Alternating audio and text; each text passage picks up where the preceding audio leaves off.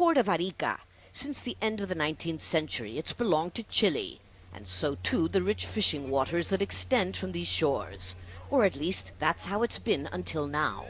In all of Chile, but especially here, the International Court of Justice's verdict on neighboring Peru's maritime border claims is awaited with anxiety. Alejandro Cabrera has been fishing these waters since he was 10. This is absurd. This has always been Chilean. Since our great-grandfathers won the war, we can't give it away. In dispute are nearly 38,000 square kilometers of fishing waters off the coast of Chile and Peru, which the latter wants to reclaim, arguing there is no valid treaty in place. To understand this conflict is to understand that it's not just about fish, but about history. All this was once Peru, until it lost roughly a third of its territory in the War of the Pacific against Chile in the late 1980s.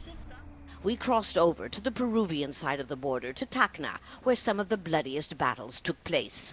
In fact, Peru didn't even recover the city and region of Tacna until 1930. During the war itself, Chilean troops got as far north as the Peruvian capital, Lima, which they pillaged and occupied for 4 years. A bitter and humiliating chapter in Peruvian history, which has certainly left deep wounds. Most people tell us they've learned to live in harmony with their Chilean neighbors. Cross-border trade is crucial for both. Yet, Chile owes us a lot. What the Court of Justice will probably give back to us is a pittance. Peru used to reach the river Loa. There is always a burning coal in our hearts when we remember what they did to us.